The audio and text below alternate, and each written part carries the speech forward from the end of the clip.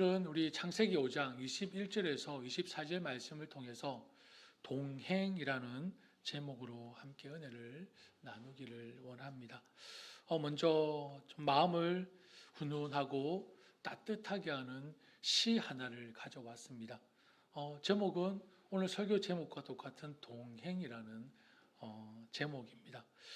비록 제 목소리가 성우 같은 목소리가 아니지만 그래도 영상을 한번 보면서 제가 읽어 드릴 때에 그 내용을 한번 음미해 보시면 좋을 것 같습니다. 한번 영상을 띄워 주시겠습니까? 그 다음 영상을 제가 읽어 드리겠습니다. 인생길에 동행하는 사람이 있다는 것은 참으로 행복한 일입니다. 힘들 때 서로 기댈 수 있고, 아플 때 곁에 있어 줄 수 있고, 어려울 때 힘이 되어 줄 수 있으니 서로 위로가 될 것입니다. 여행을 떠나도 홀로면 고독할 터인데 서로의 눈 맞추어 웃으며 행하는 이가 있으니 참으로 기쁜 일입니다.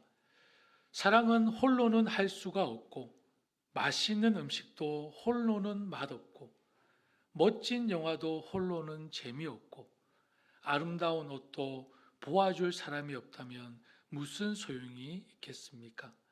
아무리 재미있는 이야기도 들어줄 사람이 없다면 독백이 되고 맙니다. 인생길에 동행하는 사람이 있다면 더 깊이 사랑해야 합니다. 그 사랑으로 인하여 오늘도 내일도 행복할 수 있습니다. 아멘 하셨습니까? 이 시가요, 누가 지었냐면 관허승님이라는 분이 지었습니다. 선님의 시를 가져와서 이상하게 생각하지 마시고 이 글만 보시면 좋을 것 같습니다. 참 마음을 따뜻하게 하고 훈훈하게 하는 그런 시인 것 같습니다. 자, 이 시를 여러분 들었으니까 이제 옆 사람을 한번 보시겠습니까? 옆 사람을 한번 보십시오. 어떠세요? 막 이렇게 화가 나십니까? 막 짜증이 밀려오십니까? 예. 감사가 밀려오죠. 하나님의 은혜입니다. 참 미우나 고우나 옆에 함께 할 수 있다는 사람이 있다는 것은 참 행복한 것입니다. 그래서 여러분 하루를 시작할 때에 어떻게 하루를 시작합니까? 당신과 오늘도 함께 할 수 있어서 참 좋습니다. 라고 인사를 하고 시작한다면 그 하루가 조금 더 의미가 있고 기쁘고 즐겁지 않을까요? 그죠? 자, 아멘 하셨으니까 우리도 옆 사람 보고 한번 할까요? 당신과 함께 할 수 있어서 참 좋습니다. 예. 얼마나 좋습니까? 참, 여러분과 함께 할 수 있어서 참 좋습니다. 여러분, 바쁘지 않습니까? 그죠? 너무 정신없이 우리가 이 땅을 살아가고 있습니다. 그런데 그렇게 바쁘게 참 이렇게 달려가고 있는데 주변에 아름다운 자연들이 얼마나 많습니까? 바쁘게 달려가다 보니 정말 아름다운 그 자연, 너무나 좋은 것들을 우리가 놓치고 있지 않을까 한번 생각해보고 우리 주변을 돌아보고 또 점검하면서 다시 한 번 더 우리에게 주어진 것에 대한 그리고 함께 하는 것에 대한 감사의 표현이 우리 가운데 풍성해지면 좋겠습니다. 여러분, 사랑은 표현하는 것이라고 하잖아요. 그죠? 저 경상도 사람입니다. 꼭 뭐 말해야 하니? 꼭 뭐 이렇게 보여줘야 하니? 안 됩니다. 모릅니다, 전혀. 표현을 해야 알 수가 있고 또 우리가 보여줘야 그 사랑을 드러낼 수가 있는 것입니다. 그래서 여러분, 좀 때로는 우리가 없는 것에 또 소유하지 못한 것에 불편하기보다는 우리에게 주어진 것, 우리에게 소유한 것에 대한 만족과 감사로 기쁨이 넘치는 삶이 되시기를 축복합니다. 자, 함께 읽은 본문에는요, 아까 시처럼 동행이라는 단어가 얘기도 등장합니다. 영어 성경을 찾아보니 이 동행을 walk with 라고 되어 있더라고요. walk with. 함께 걷는다라는 뜻입니다. 인생에서 누군가와 함께 길을 걷는다는 것은 참 좋습니다. 인생에서 누군가와 함께 같은 마음으로 길을 걷는 것은 더 좋습니다. 지금 여러분은 누구와 함께 길을 걷고 있습니까? 같은 마음으로 함께 길을 걷고 있는 사람은 누구입니까? 사랑하는 사람과 함께 길을 걷는다는 것, 같은 마음으로 함께 길을 걷는다는 것, 생각만 해도 짜릿하죠. 설레죠.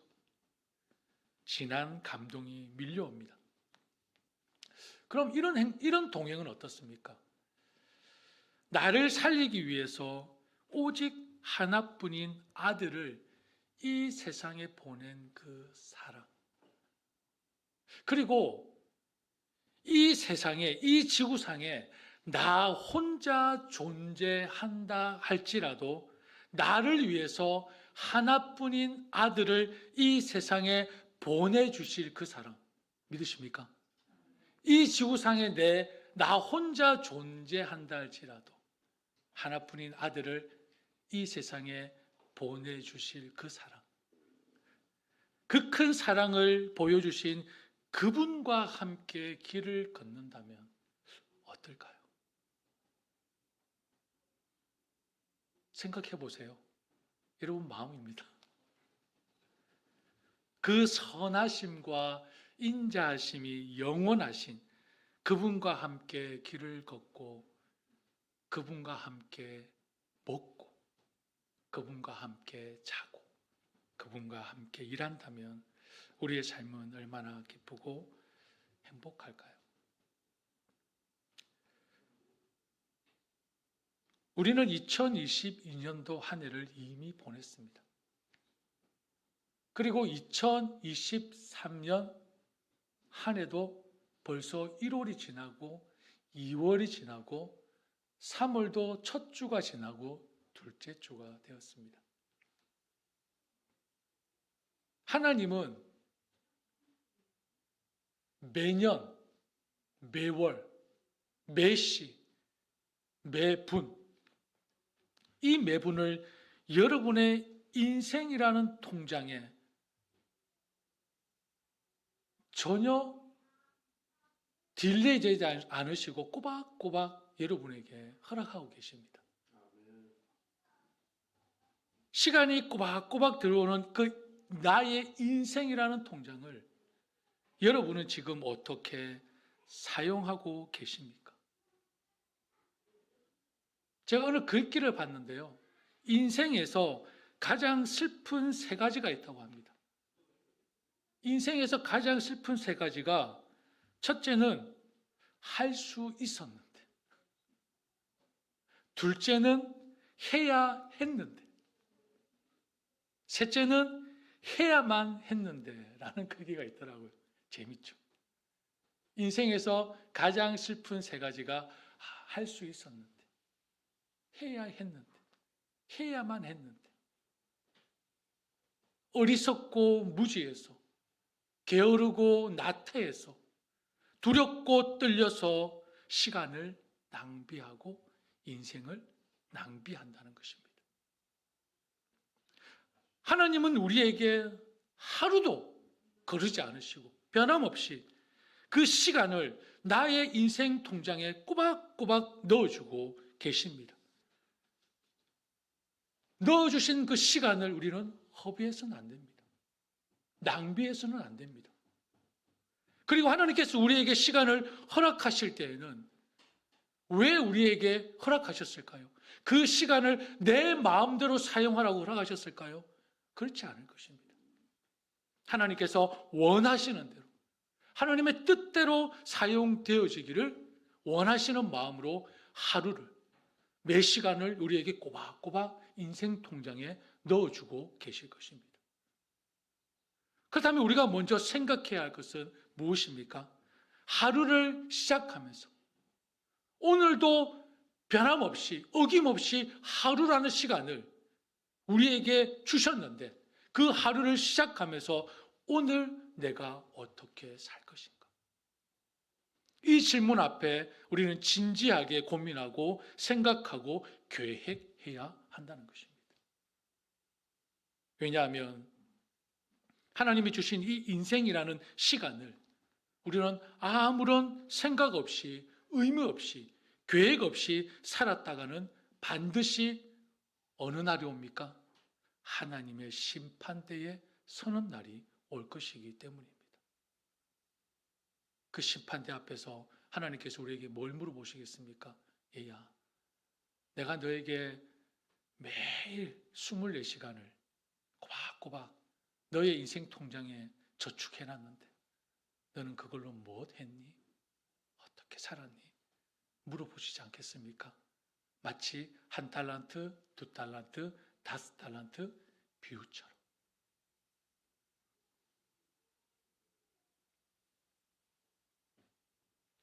오늘 본문에 에녹이라는 사람이 등장합니다.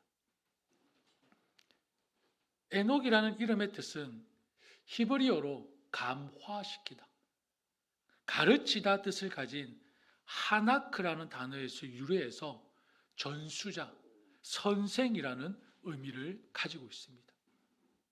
에녹은 이 이름에 걸맞게 신실한 신앙의 소유자로서 하나님과 동행하는 모범적인 인생을 살았음을 우리는 오늘 짧은 말씀이지만 충분히 느낄 수 있지 않겠습니까?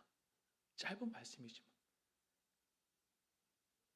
아마도 에녹이라는 이 사람은 이 이름처럼 사람들에게 하나님의 뜻, 하나님의 말씀을 가르치고 스스로의 삶 가운데서, 스스로의 생활 가운데서 하나님의 말씀대로 살면서 주변 사람들에게 깊은 감동을 주고 본이 되었던 사람임을 저는 확신합니다. 여러분, 창세기 5장이 어떤 말씀으로 주로 이루어진지 아십니까? 아담의 계보가 적혀 있습니다. 누가 몇 살에 누구를 낳고 몇 살에 죽었더라. 쭉 그렇게 기록되어 있는 아담의 계보입니다. 낳을 때마다 나이 그리고 몇 살까지 살았는지에 대해만 언급하고 있습니다. 그러나 에녹의 경우는 다릅니다. 에녹의 경우는 다릅니다. 뭐라고 되어 있죠?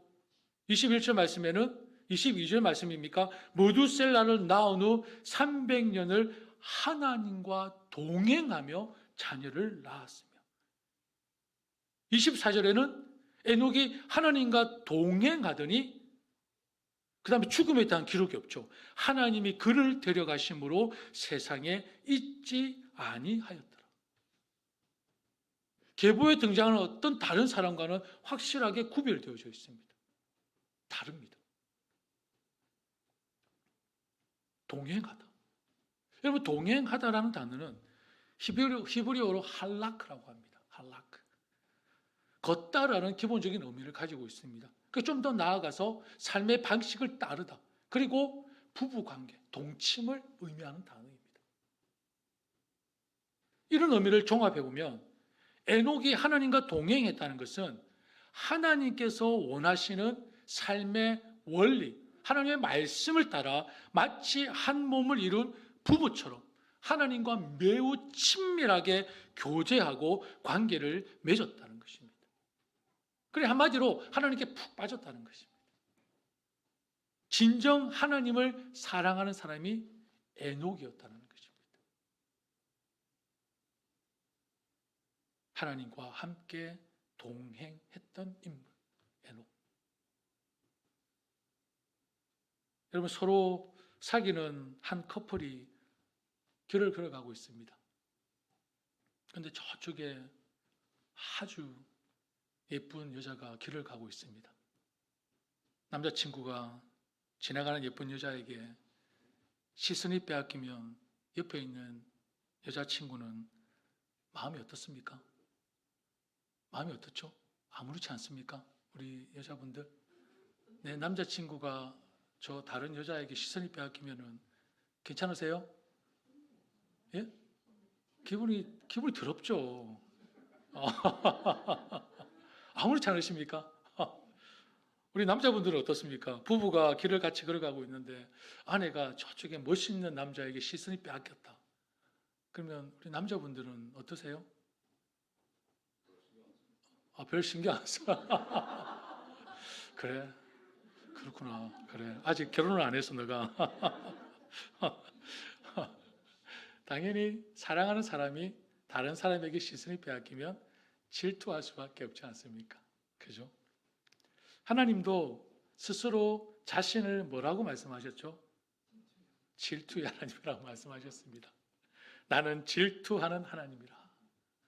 우리는 하나님과 동행한다고 하면서 하나님을 질투하게 얼마나 많이 만듭니까? 그죠? 하나님 지금 질투하고 계실 겁니다.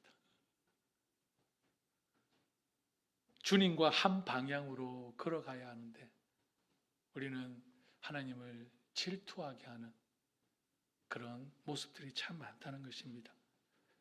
그런 의미에서 이 에녹의 삶은 하나님의 말씀을 따라 살았던 정말 모범적인 삶이었던 것 같습니다. 마치 이런 삶이겠죠. 하나님과 함께 걷는데 하나님의 걸음에 자신을 맞추는 것입니다. 하나님이 빨리 가기를 원하실 때에는 빨리 가고 하나님이 천천히 가기를 원하실 때에는 천천히 가고 하나님께서 멈추기를 원하실 때는 멈추는 것과 같은 그런 삶을 계속해서 에녹은 유지해 왔던 것입니다. 반면에 하나님은 어떨까요? 하나님도 에녹과 함께 동행했던 그 순간을 얼마나 기뻐하시고 즐거워하셨을까? 얼마나 기쁘고 즐거우셨으면 이 계보에 누가 누구를 낳고 누가 죽었다라는 이 계보에 얼마나 하나님이 기쁘고 급하셨으며 그 중간에 하나님과 동행하면서 이 하나님과 동행이라는 단어를 그것도 2번이나 사용하셨을까요? 그 족보에. 그죠? 성경에 보면 하나님과 동행했다는 인물이 한 명 더 나옵니다. 누굴까요? 다음에는 카드를 들고 와야 될 것 같습니다. 이게 파리 바게트 카드를. 창세기 6장 9절에 보면 노아입니다. 노아가 하나님과 동행했다라고 했습니다. 그리고 미가 선지자가 하나님의 백성들에게 하나님과 동행할 것을 계속 권유합니다. 미가서 6장 8절에 보면 너 사람아 무엇이 착한 일인지를 주님께서 이미 말씀하셨다.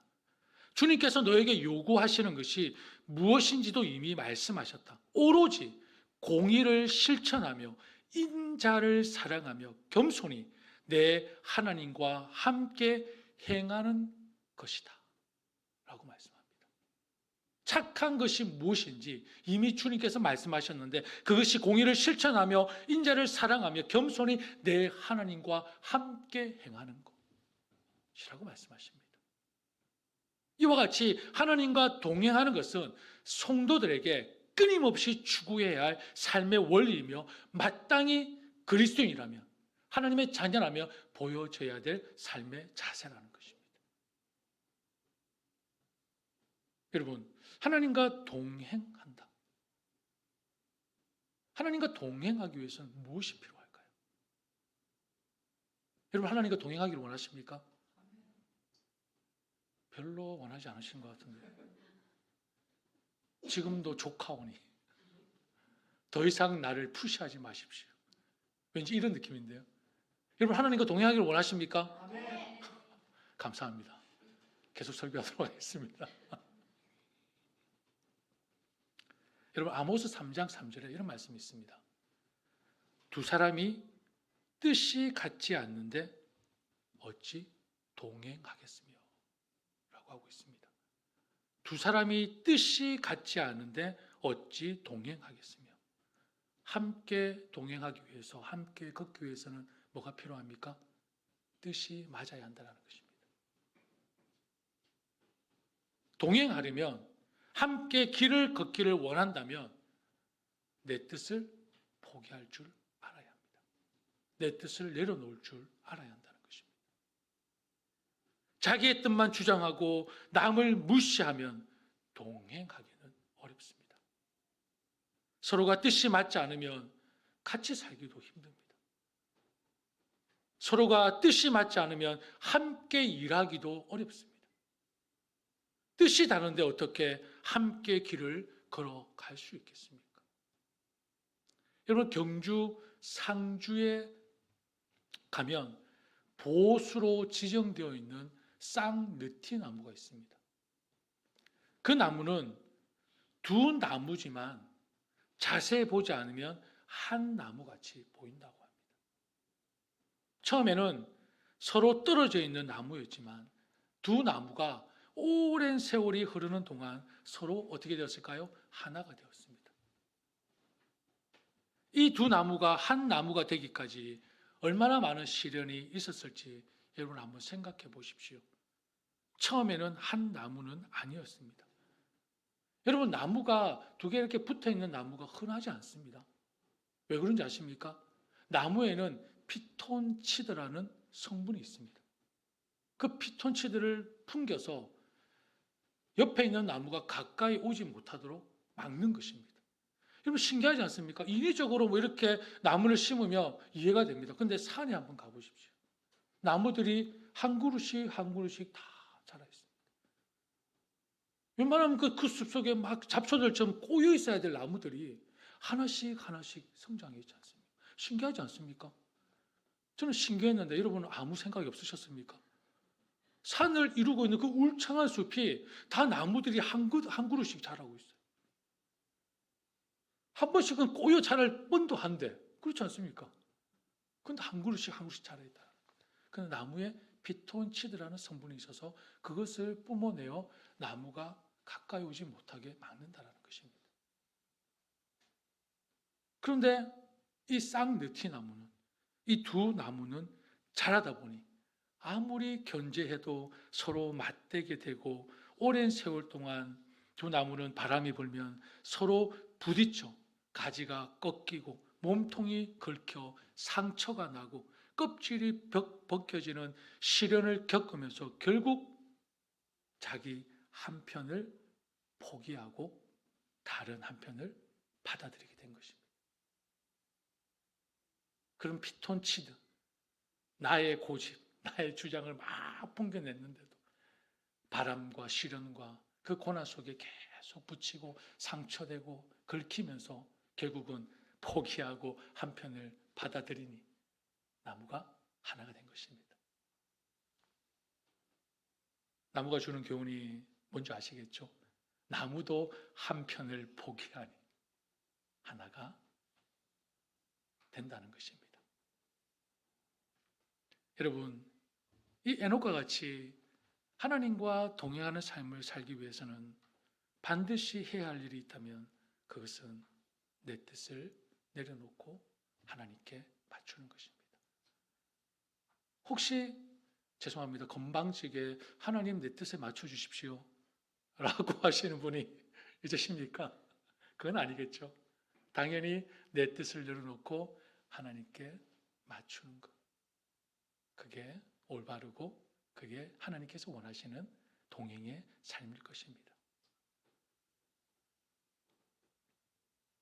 내 생각과 내 뜻을 우리는 고집해서는 안 됩니다. 내 뜻이 아닌 하나님의 뜻을 따라 사는 삶이 되어야 합니다. 내 뜻을 포기하고 하나님의 뜻에 맞추면 하나님께서 응답하시고 분명히 인도해 주실 것입니다. 그런데 막상 결혼해서 살아보니, 그리고 교회에서 함께 생활해보니, 그리고 직장에서 함께 일해보니 내 뜻을 내려놓기가 쉽습니까? 쉽습니까? 참으로 어렵죠. 얼마나 어렵습니까? 하나님께 모든 것을 맡기면 인생이 그렇게 순탄할 수가 없는데 하나님께 모든 것을 내려놓고 참 맡기기까지가 왜 그렇게 힘든지 모르겠습니다. 여러분, 내 뜻을 포기하지 않고 하나님께 아무리 부르짖고 구하고 기도해 보세요. 하나님 어떻게 응답하실까요? 내 뜻은 조금 더 꺾지 않고 하나님께 막 울면서 부르짖고 구하고 기도해 보면 하나님께서 어떻게 응답하실까? 하나님도 이렇게 하실 것 같아요. 야, 너는 아무것도 내놓지 않으면서 너는 뭐 너의 고집도 조금 더 꺾지 않으면서 네가 원하는 것만 달라고 하니 참 마음이 안타깝구나. 난 널 그렇게 만들지 않았는데. 얘야, 힘 빼지 말고 너 그러다가 지쳐 쓰러져. 하나님 그렇게 응답하시지 않을까요? 조금도 내 뜻은 굽히지 않으면서. 여러분, 성경의 위대한 인물들을 한번 보십시오. 처음부터 믿음의 조상이 되었습니까? 아닙니다. 험난한 여정과 훈련을 통해 자신의 모든 것을 내려놓게 하신 후에 그때부터 하나님께서 그들을 들어 쓰시기 시작하셨습니다. 모세가 그랬죠. 아브라함이 그랬죠. 야곱이 그랬잖아요. 사도 바울도 마찬가지죠. 하나님께서 그 훈련과 그 고난의 여정을 통해서 모든 걸 다 내려놓게 하신 후에 그 다음에 들어 쓰셨습니다. 여러분, 하나님과 동행하는 2023년 한 해, 아니 여러분의 남은 인생이 되기를 원하십니까? 이 시간부터 내 뜻을 내려놓는 훈련을 하십시오. 뭐 한 번에 다 되지는 않습니다. 얼마나 많겠습니까? 내 안에 내려놔야 될 것들이. 훈련을 해야 합니다. 내 뜻을 하나님의 말씀에 맞추는 삶을 살도록 훈련을 하십시오.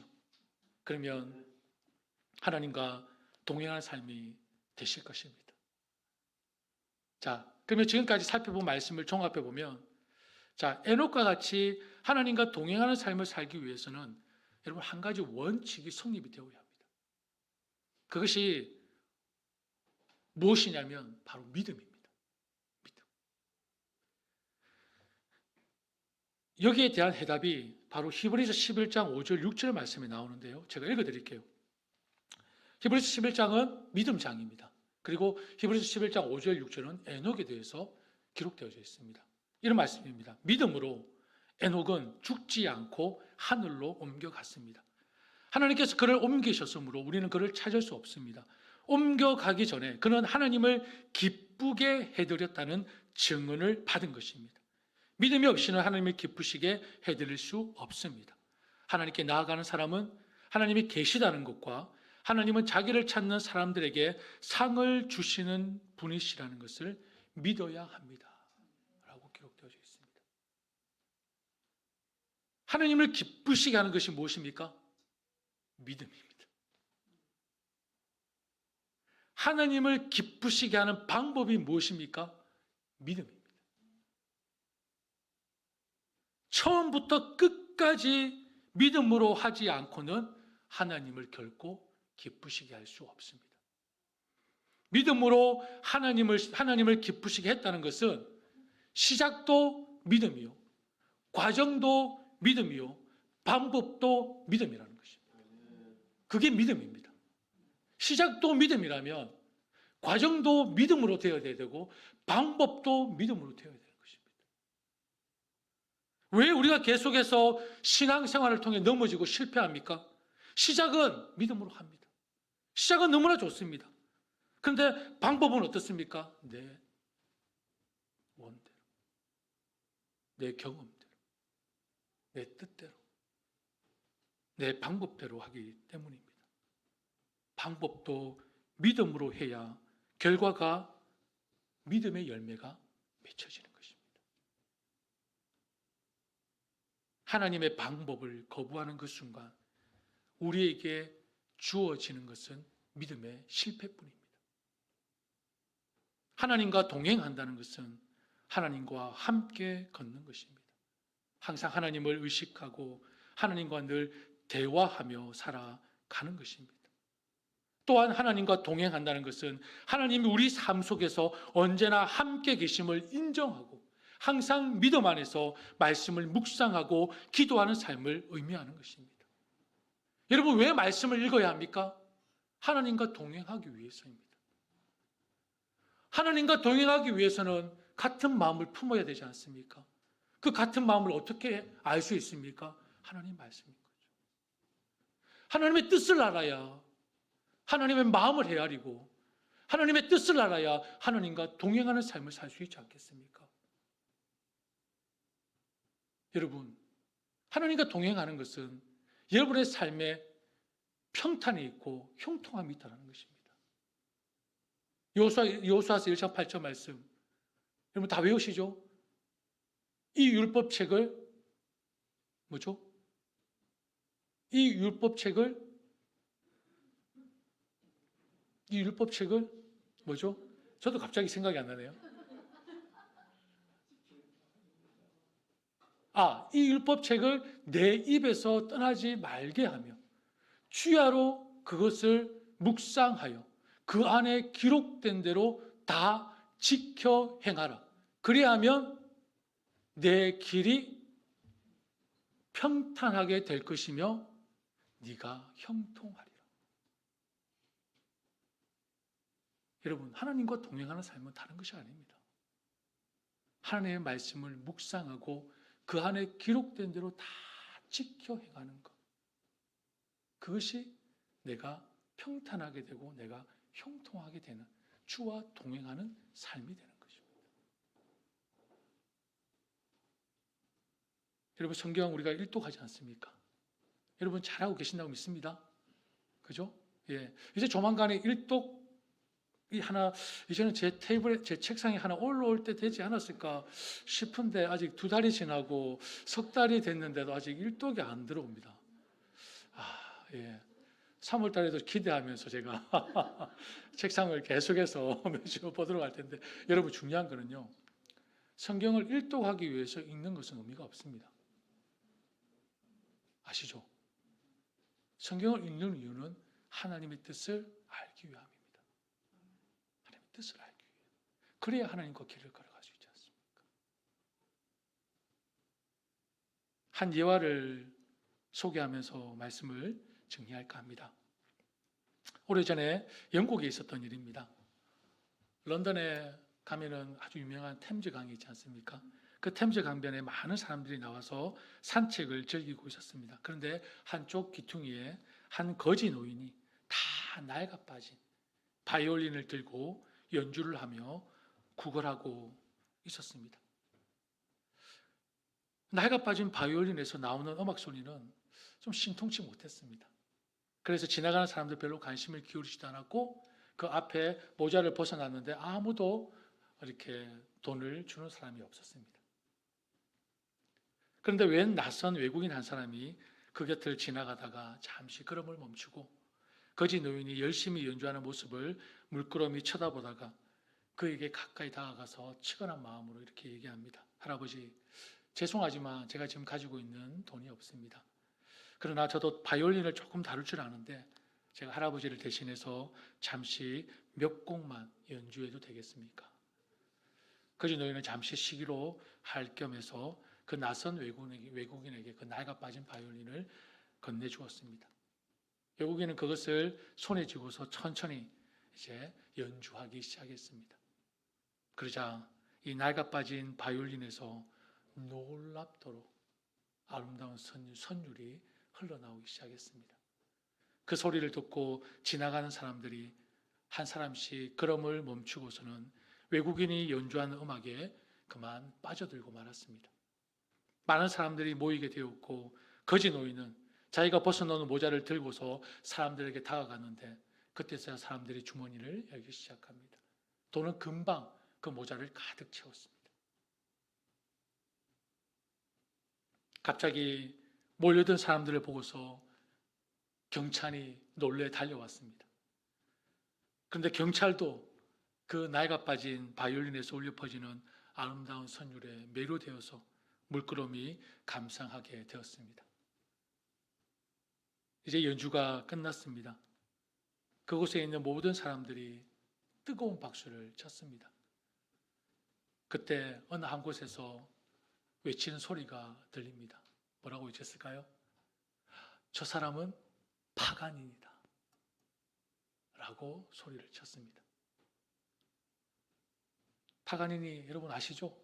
이탈리아의 니콜라 파가니니, 바이올린의 귀재, 바이올린의 천재 음악가입니다. 명연주자이죠. 런던에 연주차 왔다가 호텔에 머물러 있으면서 잠시 짬을 내어 이 템즈강을 산책하고 있었는데 이 거지 노인을 보게 된 것입니다. 여러분, 제가 이 예화를 왜 여러분에게 들려드릴까요? 우리의 인생도 마찬가지입니다. 하나님 앞에서 저와 여러분은 보잘것없는 이 낡아 빠진 악기에 지나지 않습니다. 그러나 아무리 보잘것없는 악기라 해도 그 악기가 누구의 손에 의해 연주되느냐에 따라 흘러나오는 소리는 완전히 다른 것입니다.